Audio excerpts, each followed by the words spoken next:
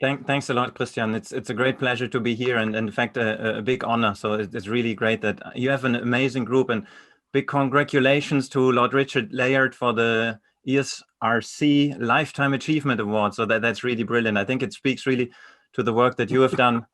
So the brilliant, yeah, it's so good. It's not only impressive the academic work that you've done, but also the way you inform policymakers in the UK and worldwide. That's really impressive. Just something we can all strive for. So it's a great honor for me to be here. So that's congratulations on that award. I think next week you have the 30-year anniversary event as well.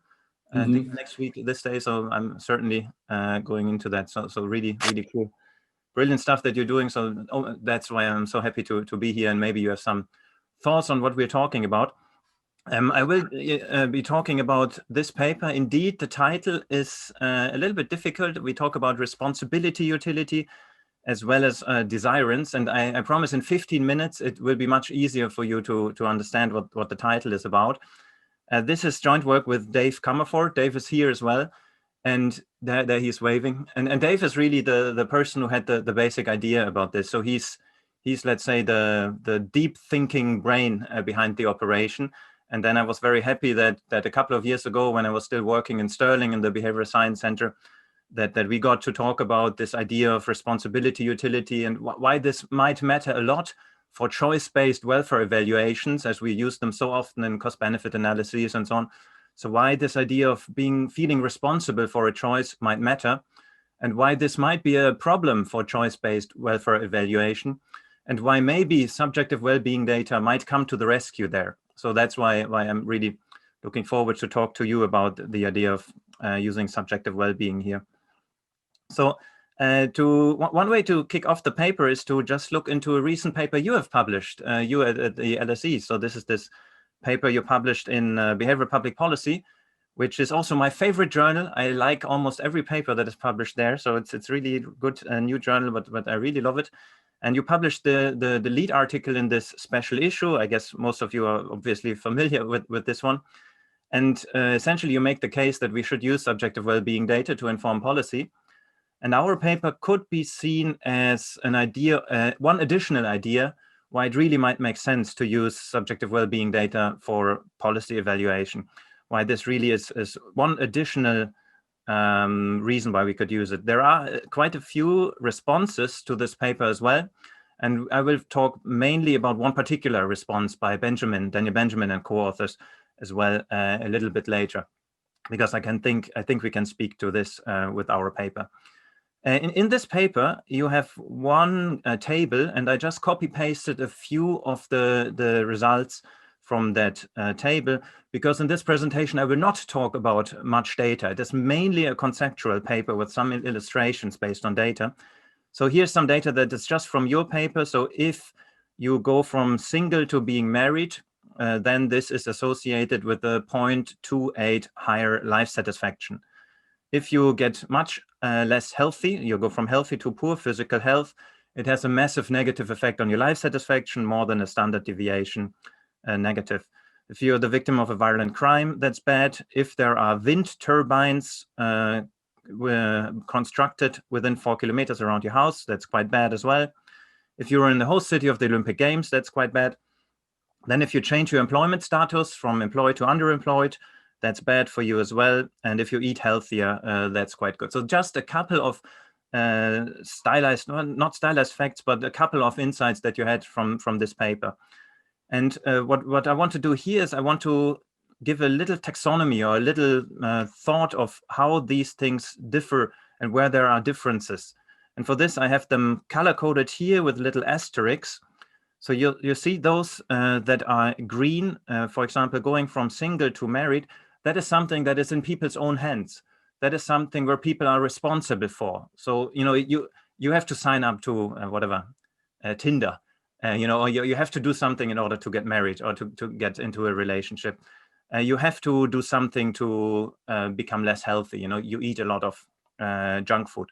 However, being the victim of a violent crime or living somewhere where the wind turbines will be constructed or where the Olympic Games are happening, that is not something that is directly in your hand.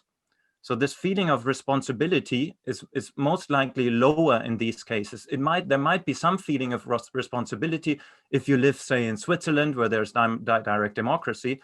But generally, if you live in London, and then there are the Olympic Games, you might not really feel responsible for the Olympic Games coming to London. However, you will feel responsible from going from full-time employment to part-time employment, or well, maybe not so responsible, but at least there's some element of responsibility. Certainly, there's an element of feelings of being responsible if you change your diet and eat much more fruit and veg. So that's just to look into these, and maybe they are systematically different. Maybe this idea of responsibility plays an important role here. So that's what I'm trying to do here. This is the outline for today. So I'd like to highlight that this idea of responsibility utility might really be important, and it might really be important for policy evaluation. So let's think of this. If you think of the wind turbines, so you might have wind turbines. In fact, in Dublin, where I live, they think of setting up a wind farm just outside of Dublin, with 60 or so big wind turbines that then might reduce the beautiful view from Dublin Bay. So they think about this.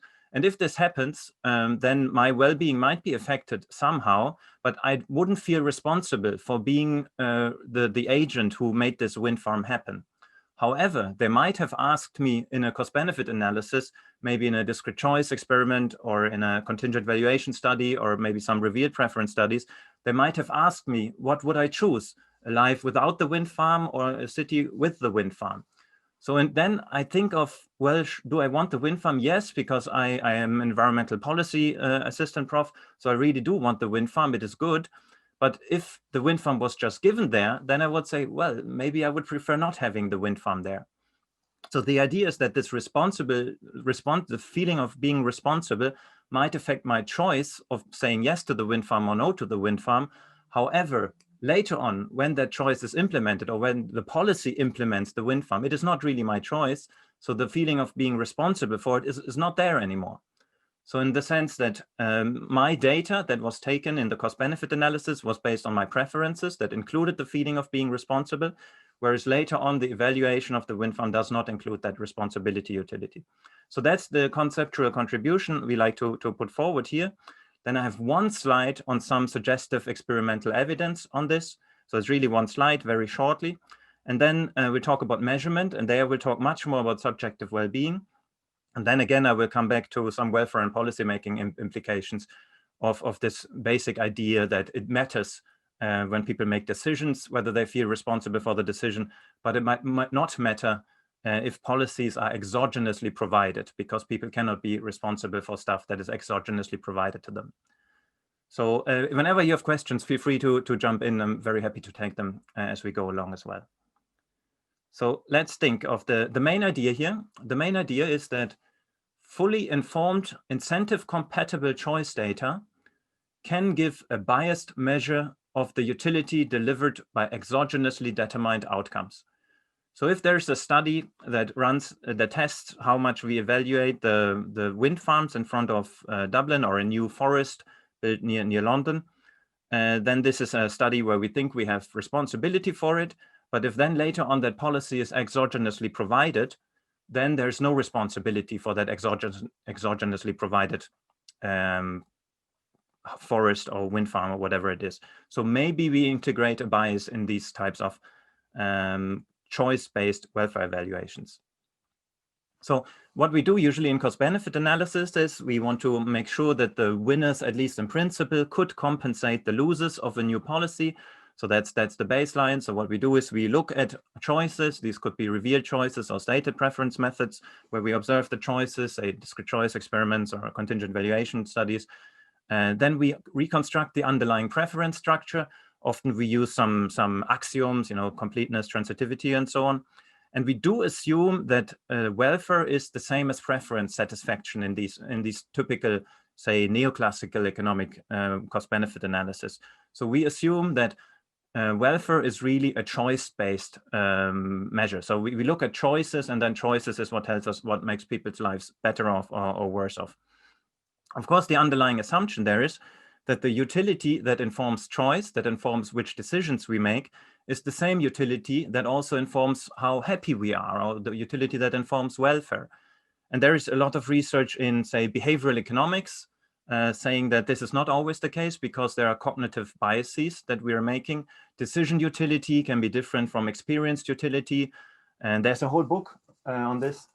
This is David Weimer's book, my newest book that I have, Behavioral Economics for Cost-Benefit Analysis, essentially making the case that sometimes in revealed and stated preference studies, we pick things that don't make our lives better off.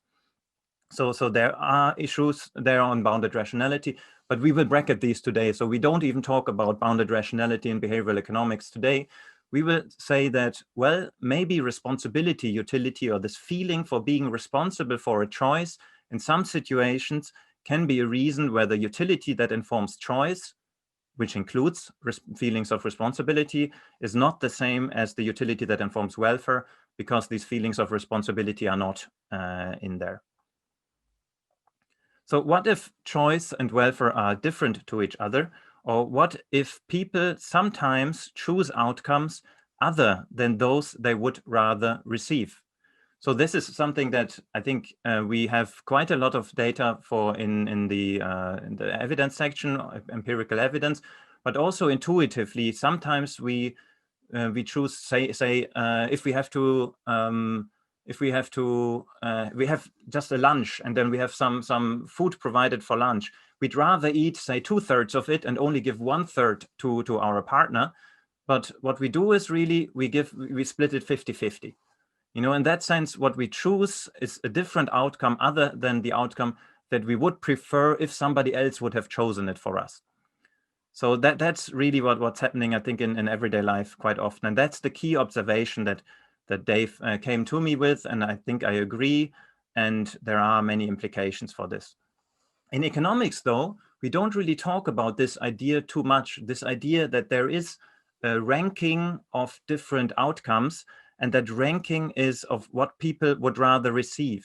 So in economics, we always talk about a ranking of what people would choose. That is preference. We choose A over B. We choose a wind farm over a forest, or whatever it is.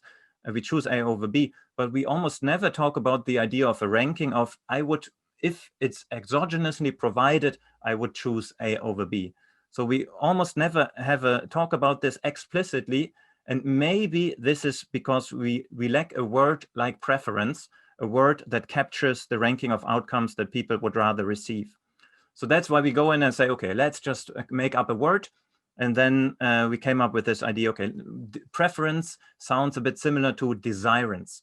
So a desirance is, we just for us to simplify the word, we don't have to talk about a ranking that captures exogenously provided outcomes, but we just talk about desirance as a ranking over exogenously determined outcomes. So, and that is why desirance is in the title of the paper as well. So we think of desirances as these rankings. If somebody else gives some outcomes to us, we can rank them, and that would be a desirance, not a preference. So desires and preferences, for just to think about the model, or it's not really a model, the framework, we think that desirances are only informed by choiceless utility. So choiceless utility is a term that Loomes and Sugden coined in their famous regret paper, where choiceless utility is essentially, the quote is, it is the utility that we would experience from an outcome if it were imposed on us. So it is an outcome that we have not chosen. It is an outcome that is imposed of us, just like many policies are just imposed on us that we don't really choose. So that is choiceless utility is what desirance measure. If we have two or more different choiceless utilities, the ranking of these is a desirance ranking. Desirances are not informed by the feeling of being responsible for these outcomes, because we are not responsible for them because they're exogenously provided. So that is responsibility utility. But preferences are informed by both choiceless utility as well as responsibility utility. And to make things a bit more complicated, we call this agentic utility. So the agentic utility is what informs preferences. And that is a combination of the choiceless utility that we get from just obtaining whatever the policy might have given us, or what we choose ourselves, and the responsibility utility, the utility that we get from choosing one option over the other. So that's where responsibility utility is really the key to look into differences between preferences and desirances. So just one slide on just very simple formulation. It will be helpful for us because we will use these simple Cobb-Douglas function, for example, to describe the indifference curve on the next slide. So here's choiceless utility, which we just assume that is a Cobb-Douglas production function. Essentially, if we have constant choiceless utility, if good X would go up, then good Y could go down, and choiceless utility would be constant. So later on, to get the indifference curve, we just put the Y on the left side and plot it for a constant level of choiceless utility. Now, responsibility utility will be added there somewhere. When we think of responsibility utility and what are the ingredients of responsibility utility, on the most abstract level, we think of two important types of ingredients. That is, for one, how responsible I feel about making a certain choice. If I feel responsible for an outcome, what I eat for lunch, who I marry, whether there is a wind farm, well, then there is some responsibility utility. If I don't feel responsible for the wind farm at all, there's no responsibility. And then secondly, there's an aspect of valence. So how strongly or how strongly do I feel either good or bad for being responsible for my partner's choice? So if I'm feeling very responsible for choosing my partner or choosing a wind farm or choosing my lunch, and when I feel very good or very bad, then this affects the responsibility utility. Now, if we look into agentic utility, that is, as I said, the responsibility, the choiceless utility, which is here exactly the same as before. And then we assume that there's an additive separability, so that additional to the choiceless utility that we might get, we can also get some responsibility utility, not from consuming X and consuming Y, but for choosing X and choosing Y. So that's just a simple illustration of how an agentic utility function would look like. So what I do on the next slide is I just assume that the good X provides some positive level of responsibility utility. So good X is something that I really want to be responsible for getting, like a wind farm. And good Y is something that I only enjoy in terms of choiceless utility. So there's no responsibility utility of good Y. So and I just put over the Y here to the left side and present the indifference curve analysis. So this is the indifference curve analysis, and it's quite telling to us, we believe. So just to remind you, in yellow here, this is an example where positive responsibility utility is present, but only for X and not for Y. So and then we look into the solid line, and that would be the normal indifference curve for preferences, or the ESO preference curve. And with a given budget level, if we let people choose, they would always choose point B. And that is the combination of choiceless utility as well as responsibility utility. So that is what people would choose, point B. But point A is also feasible with the same level of income that we have. And point A is the allocation of Y and X that would make people best off if it was exogenously provided to them. So if a policymaker would have to decide how to allocate good X and good Y, then the best they could do is giving them the bundle A. However, when you ask people in discrete choice experiments, contingent valuation studies, or whatever, what people would choose, they would systematically say, we would rather choose point B. So if good X, for example, is something which has an environmental benefit, then maybe people would always choose, yeah, I want to choose the option that is environmentally beneficial. However, when imposed on people, independent of that responsibility utility, maybe people would dislike the environmentally beneficial option, and they would want something else. So they would prefer A over B. So in the sense, you can see here that maybe A is the point that should be, or in desirances, should be what we should measure for exogenously provided policies. But what we do most of the time is we measure point B, which is the point that reflects preferences and also reflects responsibility utility. So in another word, going from point A to point B would be in line with people's preferences, and people would choose that, but it would make them worse off in terms of choiceless utility because we are at the lower choices utility ISO desirance curve here. So B is preferred to A, but A is desired over B. And just to summarize this difference between preferences and desirances, we have the type of ordering here. We call it here a preference or a desirance. A preference, that the allocation procedure is that it's individuals' choices, people choose that themselves. For desirances, there is an exogenous mechanism, so people just get it, they cannot choose it. So preferences are informed by both choices utility and responsibility utility, whereas desirances are only informed by choices utility. And here's an illustration. And the defining characteristic is that preferences are agentic. So individuals have a choice, they are the agents of doing it, whereas desirances, people are not agentic, they don't have a choice. Okay, so based on this whole framework, we can come up with a couple of predictions. So the first prediction is that increasing how responsible an agent feels about bringing about an outcome, that could be something like moving to Switzerland, where suddenly you feel very responsible for some policy outcomes because they have direct democracy a bit more. But so this, in this formulation, would increase responsibility utility, and it would change preferences, but it would not change choiceless utility. It would not change desirance rankings. So this is how responsible we feel about an outcome. The second prediction would be is increasing how good or bad we feel about bringing about an outcome. So that could be getting people to care more for the environment. So maybe the greater effect has an influence on responsibility utility, because suddenly more and more people care more for the environment. So we might feel better for choosing environmentally friendly options for doing environmentally friendly goods. So that is increased responsibility utility. It increases preferences, therefore, if we compare different outcomes, but it does not change choices utility, nor does it change desirances. So these were two causes of responsibility utility, which we had identified as how responsible people feel, and then the valence, how good or bad, and how strongly that good or bad feeling is for being responsible. Now, three more predictions, and more on the consequences of what it means for responsibility utility and considering this explicitly.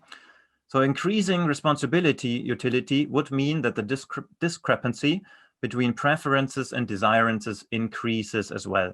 So just in these indifference curve diagrams, they would be even more different. In particular, the slope of them would be more different. Then if we start from a situation where people do not have a choice about an allocation of some goods, but then we give them the choice for that allocation, well, maybe then the rank ordering can change, because we start from a rank ordering that is based on desirances without feelings of responsibility, go to a rank ordering where preferences matter, because now we are responsible for it. So just giving people the choice may lead to a change in the rank ordering of different outcomes. And then finally, changing an attribute that impacts responsibility can change preferences differently than desirances. So if you have to make a choice of, say, which new job to take, or in which city to move to, you can think of it as, or say which college you go to, and your parents might have an influence on you where they want, which college they want you to pick. And only because of this, say, pressure from your parents, this might have an influence on your choice, but it might not influence the expected utility that you get from the different colleges, but it might affect the choice that you will be making on. So this attribute is how much your parents or your spouse want a certain action, might influence responsibility utility, but might not influence how satisfied you will later on with the outcome of your choice. Okay, so there are related frameworks of this whole idea. Maybe the closest related framework is that of expressive utility in the political economy literature, which is mainly focusing on voting, but some other topics as well, where the idea is that some motivation for us to vote is that it expresses something about ourselves. So maybe the party affiliation, or just that we are favoring a democracy. There is the idea of a procedural utility, that it matters how outcomes come about, what the procedure is that makes an outcome happen and not another outcome happen. And we see this idea of responsibility as one particular subdomain where a different procedure is relevant, because in the one procedure is an exogenously provided policy, and another procedure, you have some influence in making things happen.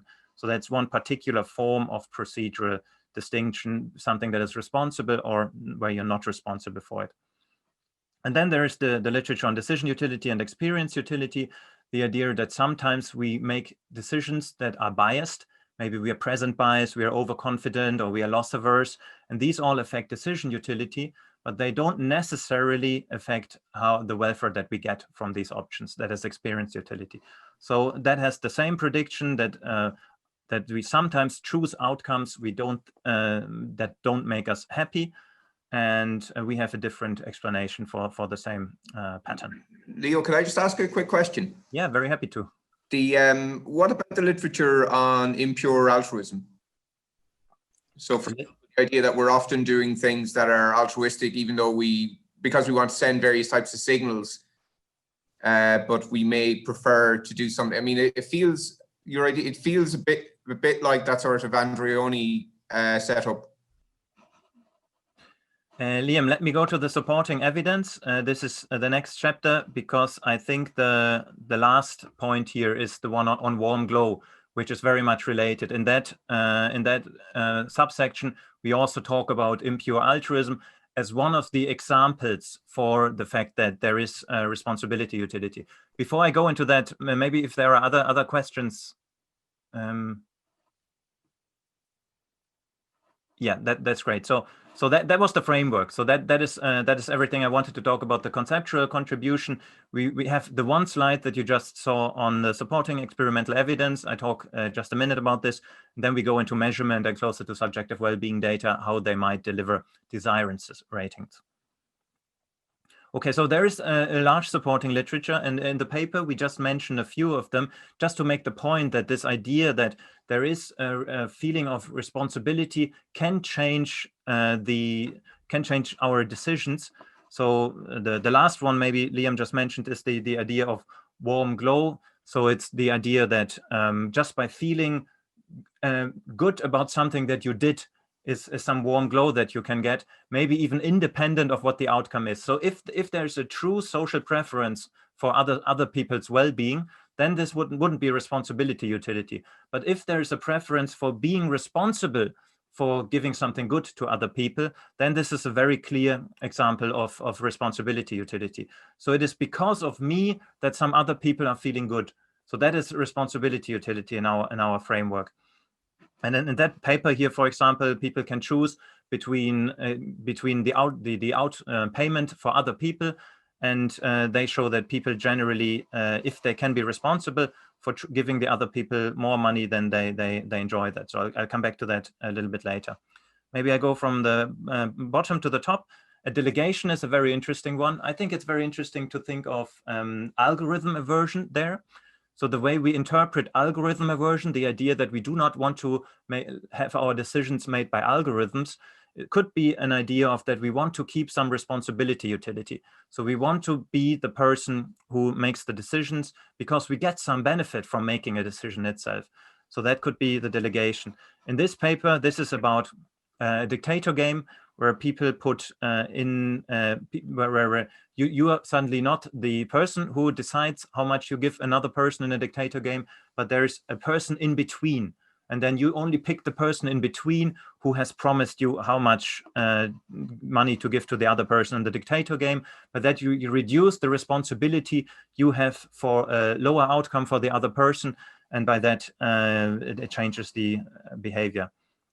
Regret, I think, is an important feeling. Anticipated regret is an important feeling, and we tend to regret decisions that we make, and we might not regret certain outcomes, but we do regret if we make a decision. So in this paper, it's you get a lottery ticket, and then you can be changed.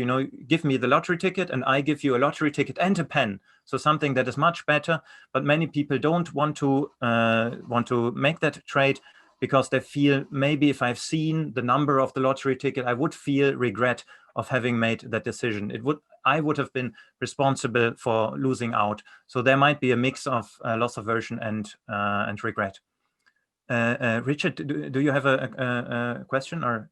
Yes, I didn't really understand what you said about the warm glow, because I mean you can get a warm glow in a choiceless situation. That's what all the work of Elizabeth Dunn is about. That they randomly assign people to actually give money to other people, and then they feel good. I would have thought, I must say, that the warm glow interpretation of ethical behavior assumes that all ethical behavior is really related to what you call the choiceless utility. Whereas I would have thought that we would think that some people sometimes do things that they know won't make them happy, but they think they should do. And that's more your concept of responsibility utility. I don't think the warm glow is responsibility utility.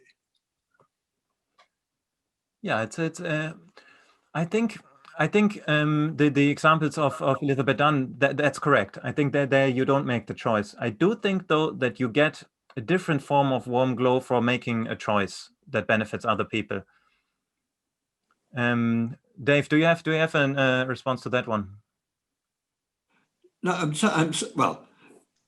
Yeah, it's very complicated, but obviously, if insofar as you knew that doing something good for somebody else would make you feel better, that certainly corresponds to your concept of choiceless utility.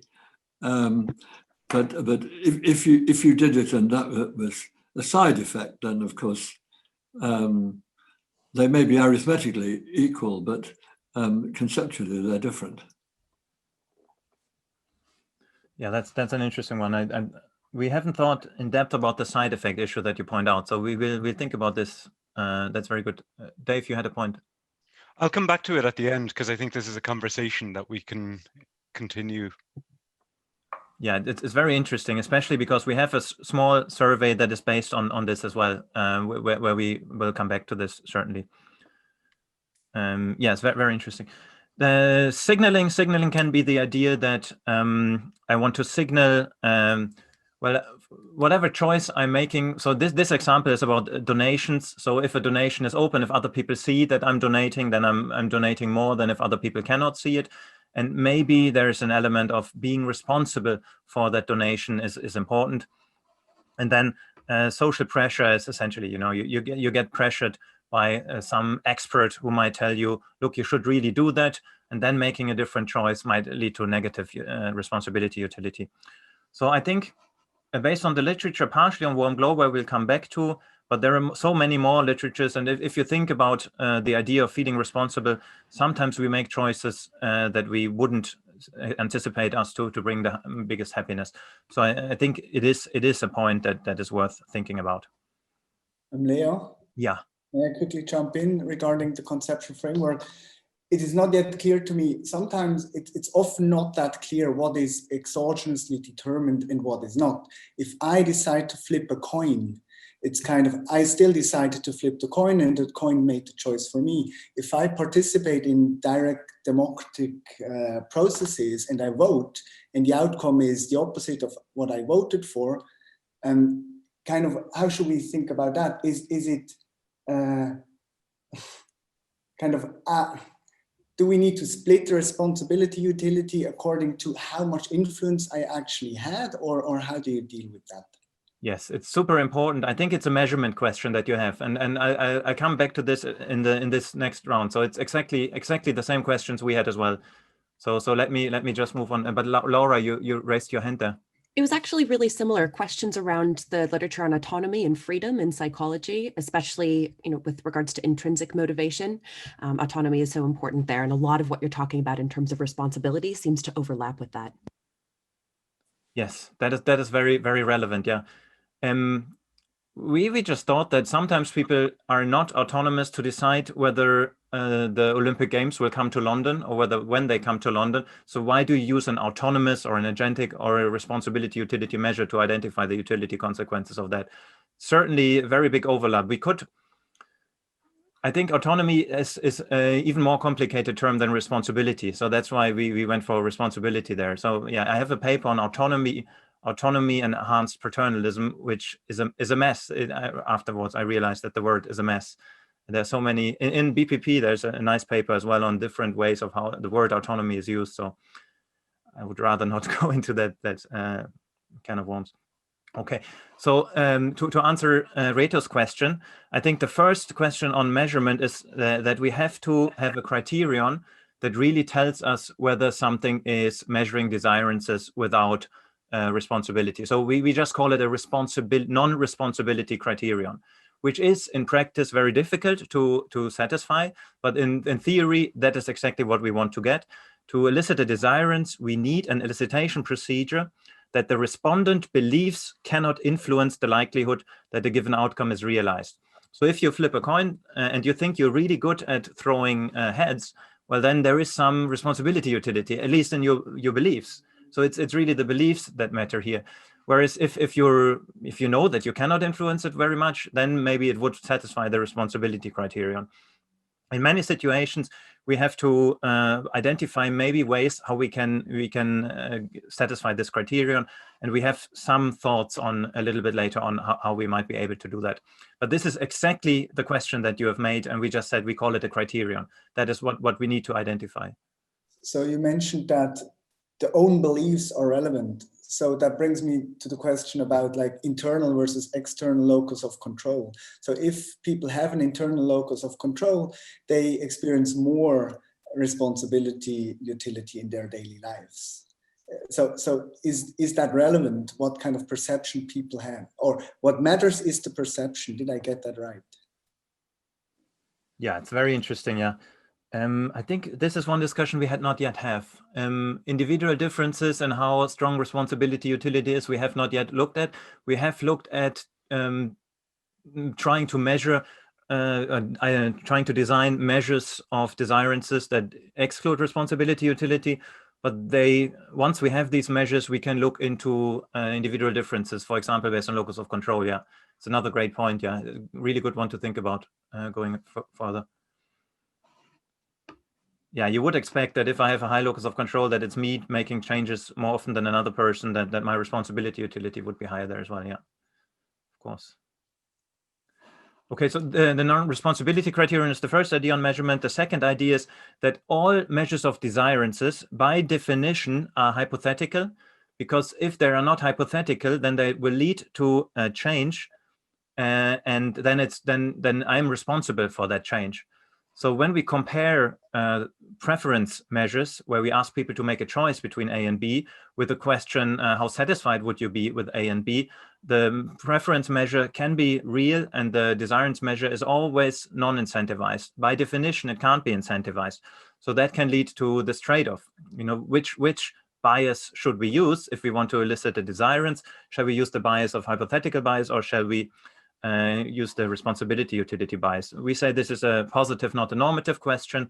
We just have to do more work on this, identify how big the hypothetical bias is, and also identify how big the potential responsibility utility bias is. So that's something. And as a side note, Dave and I am talking about this idea in stated preference measures that you really want to tell participants in these contingent valuation studies that what you decide can influence policy. You know, it can have an effect on real world, so that people pay attention. But by design, what you're doing there is you increase responsibility utility where maybe you don't want responsibility utility to be there. So that's just one further thought that we're having for the future. Okay, so now the big question maybe is life satisfaction in general on a scale from 0 to 10, how would you rate your life overall, or questions like this? Is that an agentic measure? And we think, well, it can be used as both as an agentic measure as well, or an outcome to measure agentic changes in the world, as well as an outcome measure to measure if people do not feel responsible for living their lives. So maybe the best way is to think of this. If we find differences in people in their life satisfaction, some of them do live close to the wind farm and others do not live close to the wind farm, well, then this independent variable, the wind farm, is most likely something that people were not responsible for. So in that sense, using life satisfaction as the outcome measure, I think is a good measure to identify the effects of choiceless utility, independent of responsibility utility. However, when you measure the effects on a change in diet, more from 0 to 8 and fruit and veg per day, well, then there is certainly some responsibility there. And when you then measure differences in life satisfaction across people with low and people with high fruits and veg every day, then certainly it will capture something that is related to responsibility utility as well as choiceless utility. So a mix of it.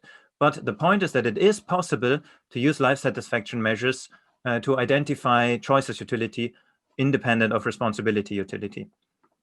So we think it is a good measure. So always, if the aim is to identify desirances and choiceless utility, it's a good measure when measuring the effects of outcomes people are not responsible for. So such as Olympic Games and wind turbines. There is some practical limitations of life satisfaction to use life satisfaction as measures of desirances. The goods in question must always be exogenously provided. So is it really the case that the wind farms are exogenously provided? Most likely yes, but in other cases it might not be that clear. The goods must already exist because otherwise we don't have life satisfaction data on them. Although in this paper I read that you are developing micro simulation models that simulate the impacts of hypothetical future policy changes. So maybe the goods don't necessarily have to exist already. Maybe there are ways to overcome this.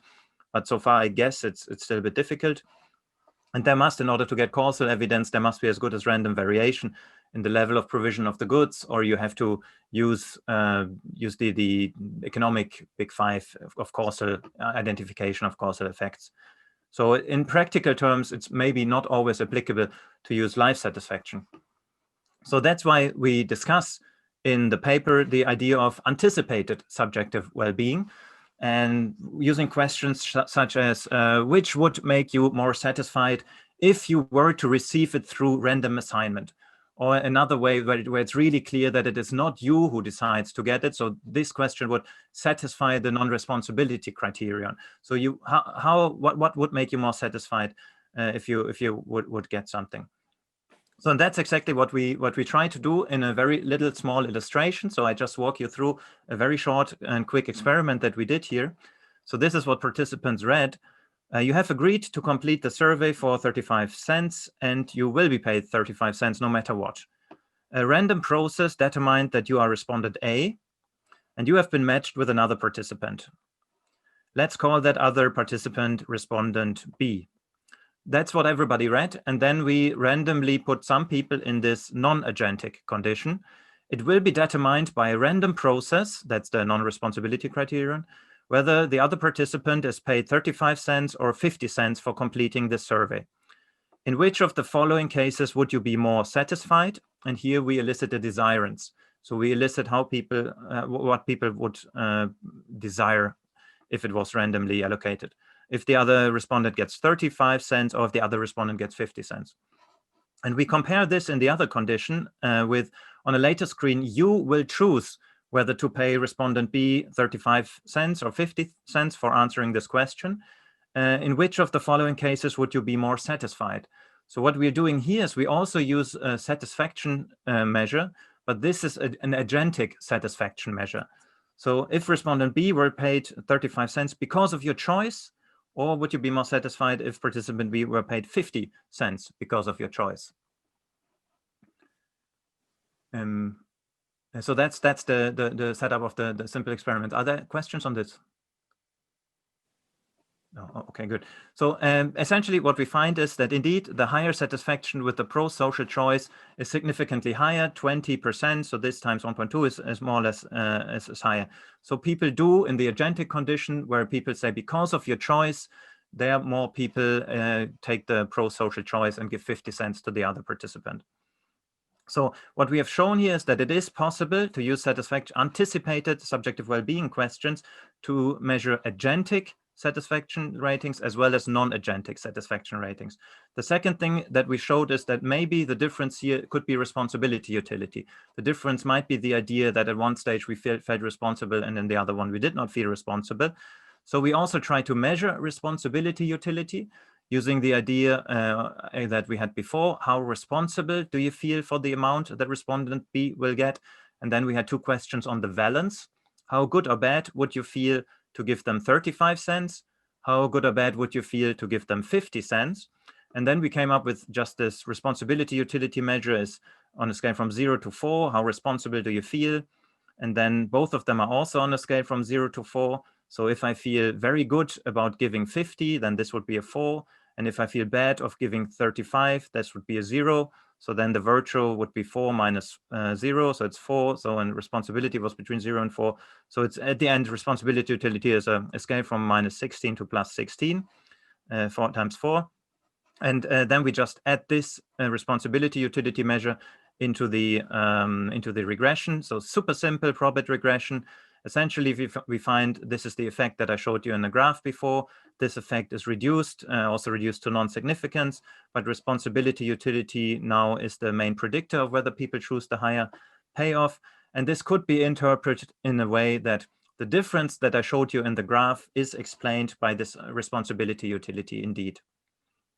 So this tiny little experiment showed us 3 things. The first thing is that subjective well-being measures can be agentic or non-agentic. So we can design these measures that satisfy the non-responsibility criterion.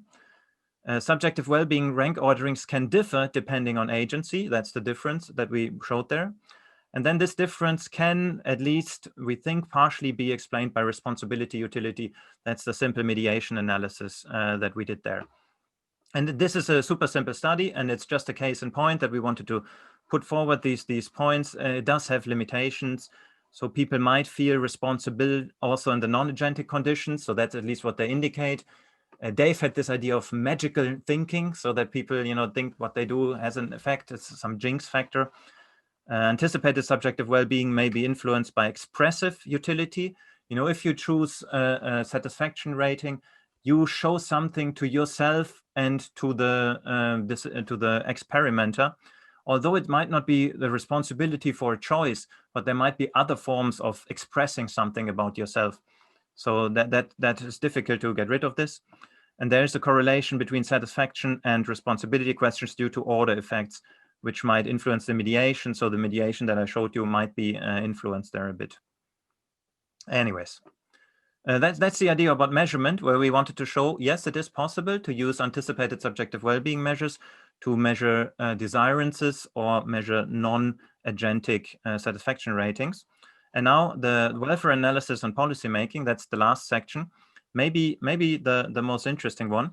And I come back here to the special issue in the behavioral public policy. There was one reply to you where Benjamin, Cooper, Heffetz, and Ori is presenting, I think, in a couple in December as well in your group, I believe. So they essentially argued here that subjective well-being indicators are not ready for prime time. And that this argument that they are not yet ready was that subjective well-being trade-offs don't mimic choice trade-offs. Marginal rates or substitutions are not the same as subjective well-being trade-offs. And I give you a quick example of the 2 papers that they refer in the 2020 paper. So the 2012 paper in AR finds differences across these 2 questions, and then in many hypothetical choice scenarios or hypothetical satisfaction scenarios. Which do you think would give you a happier life as a whole? And the choice question was, which do you think you would choose? And they find differences in between these questions. And this is hypothetical. So in the 2014 paper, also in the AR, they find differences across medical students. So they asked the medical students, if you were randomly allocated to medical residency, I'm just checking the time, sorry for overrunning.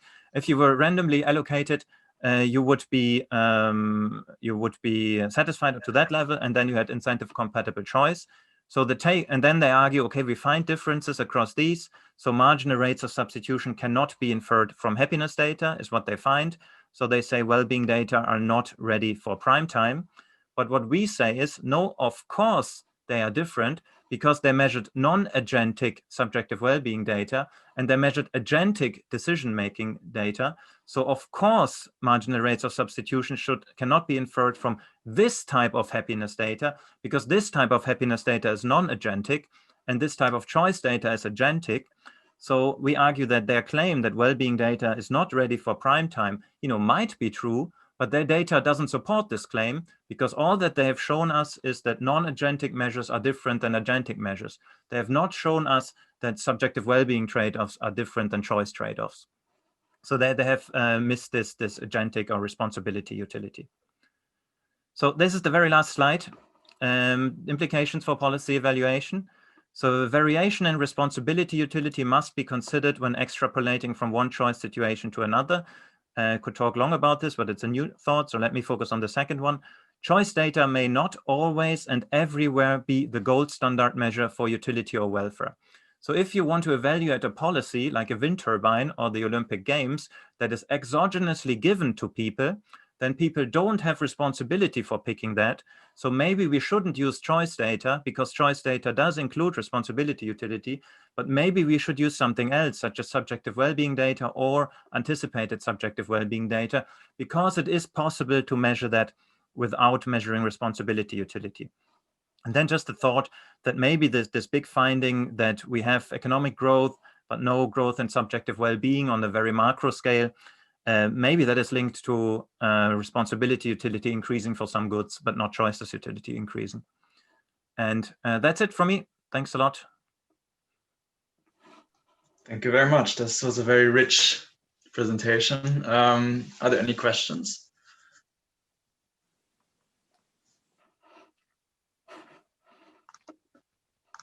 I have a minor question regarding the experiment. Do you actually find the same difference as Dan Benjamin and co-authors found, that people do not pick the thing that makes them most happy? You can test this as well. Yes, we in one condition where we asked them, yeah, you have to make a choice afterwards, and they do make a choice afterwards. And in more than 90%, they picked the same that they said would make them happy. I think 3 participants do not pick what they say would make them happy. But this is totally in line with the middle question that we have there in terms of responsibility utility. We asked them responsibility utility, and then those who say, yeah, in fact, I would rather prefer giving them more, they then switch to giving them more. So, but we don't have enough data for it to test this. But I mean, in your setting, the criticism about Benjamin's work does not apply in your case, because in your case, they have agentic, they are asked about the agentic utility, and then they do the agentic choice. So you would expect to find exactly 100% of people do what they expect makes them happiest. And how then can you explain this difference? Or it would be worthwhile to make that a bit larger scale and explore whether that difference persists of people who choose something else than they expect. That's a great point. Yeah, I think we need to do this much bigger and do the same Benjamin et al. Papers with many people, but actually keeping constant whether we measure agentic satisfaction. Yeah, that's right. We don't have the data, but this would be follow-up work that would be important. Yeah, very good. Can I ask? I'm slightly wrestling with the difference between what you're saying and the distinction between decision utility and experienced utility. So experienced utility, let's not talk about methods of investigation, but in reality, experienced utility is just how you feel. From whether things happened through your choice or not, it's just how you feel. And that's, I think, in the belief of many of us, and I think to some extent yours, that's the ultimately most important thing across the whole of society. The decision utility includes feeling responsible, feeling under pressure, feeling this, feeling that, maybe making all kinds of misjudgments as well, as in behavioral economics. But I can see that when you go to the method of investigation, you think of experienced utility. Well, how do we find out about that? Well, let's ask how somebody would feel if something happened to them randomly or exogenously. But leaving aside methods of investigation, is there any difference between your idea of choiceless utility and experienced utility? Yeah, it's a great question. I think maybe the difference is only in the labels that we use. I think we could say that the responsibility utility is one reason for differences between decision utility and experience utility. I think that is fair to say that it's the same. But by focusing on choices utility, we really put forward this one particular reason that we focus on it, because it doesn't include responsibility utility. So I think the way Kahneman and colleagues use decision utility is, it is, when you hear it, it is very closely linked to cognitive biases. Yes, and sure. we kind of wanted to avoid that just in the phrases that we use. I think that's the main reason. Right. But I think you're right. We could use their language as well, but then we would have this idea of biases in everybody's head. Leo, could I come in there? Because I don't agree that experienced utility is identical to choiceless utility. And I'm thinking here of Bruno Frey's work on procedural utility. So he's showing that in more democratic societies, controlling for the objective outcome that's realized, the process of democracy leads to higher experienced utility with the outcome.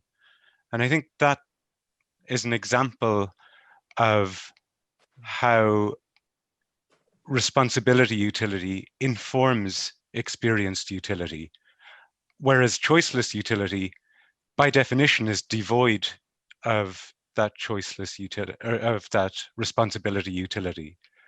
So I think there is a distinction between experienced utility and choiceless utility. But the key argument of the paper Leo's just presented is that certainly choices encompass responsibility utility, or can encompass responsibility utility, where sometimes we as welfare economists are interested only in the utility that would be experienced from a policy or a good that is exogenously imposed and is therefore strictly devoid of any responsibility utility. Can I just comment on that? I mean, you're wanting your theory to encompass the whole of experience.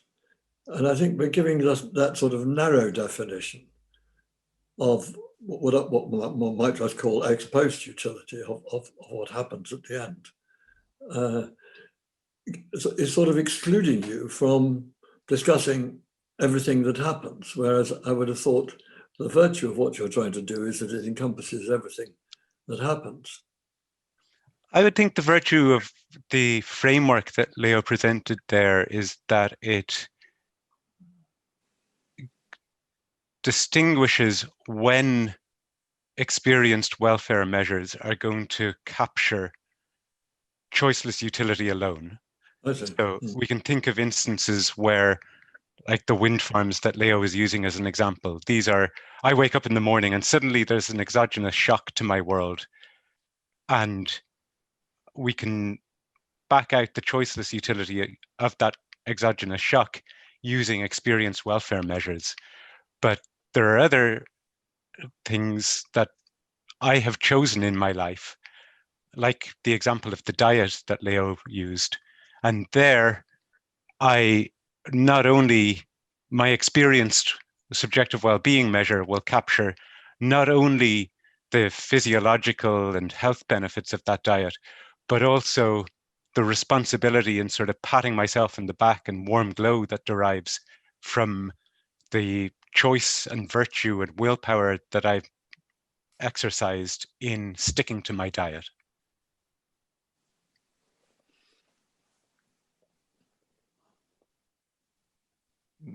That's great, Dave. I think there were some other thoughts as well. And David, you had the yeah, thanks. So I'm just coming with this from a policy-making context. I sit in that side of the world, so I should start by echoing what you said about Richard's influence on policy, which has been great, and award was really well deserved. But turning to this, I'm trying to think, using the wind farm as an example, I'm trying to think, how would I use this to help think how I would make decisions if I was advising on that? And the bit that's worrying me a little bit is, to some extent, how a person feels about having a wind farm outside the house is possibly a bit of a choice variable I've got as a policymaker. If I really effectively engage the local community in decision making, the people may genuinely feel when that wind farm is built that they are more engaged, and therefore be closer to one of your, one measure of utility than another. And also, as time passes, as people have chosen where they live, they will have more agency over whether they've got these wind farms. So I'm struggling with how would I use this to decide how to go about making decisions almost. Yeah, that's a brilliant point. From our framework, there are two ways that you can do. What you want to do is you want to align the measure of valuation, how you evaluate how people hate or love wind farms, with, in the end, how they feel about the wind farms. And whether this, if you want to align both of them, either you can make sure responsibility utility or the feeling of being responsible is both in both cases there, or it's not there in either of them. So what you just said is, okay, make people feel responsible for the wind farms. Well, then they feel responsible for the wind farms, and then your evaluation of the benefits using willingness to pay measures also includes that responsibility, and that's great. But the alternative is, don't make people feel responsible about this. Wind farms it might be possible. In other situations, it might not be possible to make people responsible for choosing the wind farm, nuclear energy, whatever it is. In this case, well, your evaluation measure should also not include the feeling of making people responsible. So it's the two options that you would have there as a policymaker, I think. And I guess the secondary question would be, if I have a choice of genuinely giving people responsibility or genuinely not giving them responsibility to make this decision, my traditional economist training says, well, obviously give them the responsibility and the choice, because that's good, because choice and revealed preference. Here, I will get two genuinely different outturn utilities that don't feel like I can compare them. That's exactly our point that we observed there, and that's the problem that we have identified in the typical way of evaluating any good, environmental goods and others. Yeah, we pose a question there, and we try to get to an answer with the anticipated subjective well-being, but I think it is a discussion to be had in policy as well. That's right. Yeah, one of the issues with the anticipated well-being might be that, it's sort of the good becomes, salient. So you know what you're going to, you can also express your attitudes towards that. I think it's always like one of the strengths of the traditional, life satisfaction question, that you don't really know that, this is about the wind turbine. I'm not being explicitly asked about that. Yeah, that's the question. If the willingness to pay measures are the comparison to anticipated subjective well-being, there's not an issue, and the salience is the same across both. But if it's possible to use life satisfaction measures, I think they are better, because we generally like them, as you do here as well. But there were these practical considerations that sometimes, the goods don't exist yet. And that's where we think, okay, maybe one step is better to go to anticipated subjective well-being rather than to choice if you want to measure desirances. One of the practical problems might also be if people, if you make them, if you ask them that way and they actually do then feel responsible, the good is not exogenous anymore, because they then try to act on that, and you will never be able to estimate the cause effect from it. Yeah, we're struggling with that a little bit, and that's why we used the word expressive utility, but you can express something about yourself by answering a subjective well-being question, any type of subjective well-being question, whereas responsibility is closer linked to the choice. So at least the bias will become smaller. But yeah, I agree. It's very difficult to do this in the measurement, to really get rid of any kind of feeling responsible.